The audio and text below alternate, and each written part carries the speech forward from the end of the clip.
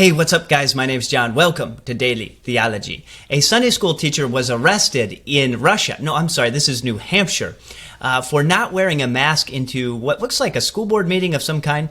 She was going in to say, you know, the kids don't need to be wearing masks. Apparently they have prom coming up in a few days, and this is insanity. And so she went in without a mask. Police followed her and nabbed her and hauled her out in front of kids that she teaches Sunday school to.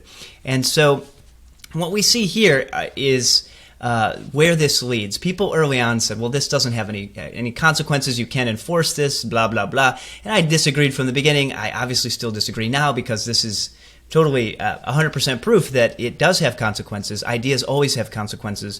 And when you bind morality in this sort of tyrannical weaponization of medicine, this is what you get. You get this lady being arrested in front of her kids, her Sunday school kids, for not wearing a mask into a meeting.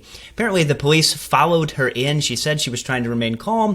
One of the teachers said that they were on her side. Another parent scolded the police officer. One of the dads scolded the police officer for arresting this lady for not wearing a mask into a meeting. This is what we've come to.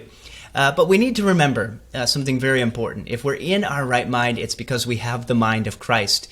And so when we see these things starting to happen, and you think, well, those could only happen overseas or somewhere else, I believe it was Mr. Todd Friel said that, yeah, those people, their DNA is different than our DNA here. So, of course, you know, they're not going to act sinfully here like they would there and persecute people. And, of course, his point was sarcastically, we're all one race, the human race, and if fallen people have power, guess what they do?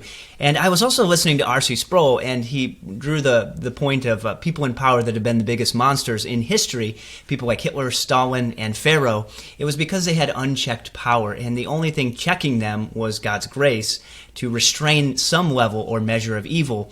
And when people get more and more power and less people can push back on them, often unless they're believers, you're going to see them get worse and worse. And so this is what we see here. So the solution, as always, is to preach the gospel. Pastors in this city need to stand up and tell this local authorities to repent. This is wrong. You should not arrest someone for breathing air, and you should not arrest someone for common sense. She's not the bad guy here.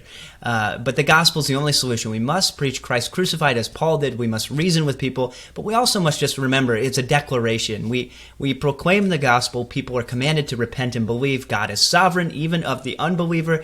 They must repent and believe that Jesus lived a perfect sinless life. On the cross, he took the wrath of God in hell that we deserve, died, and rose on the third day. He's risen and reigning. So if you haven't yet, make today the day that you turn from self and sin and trust in Jesus.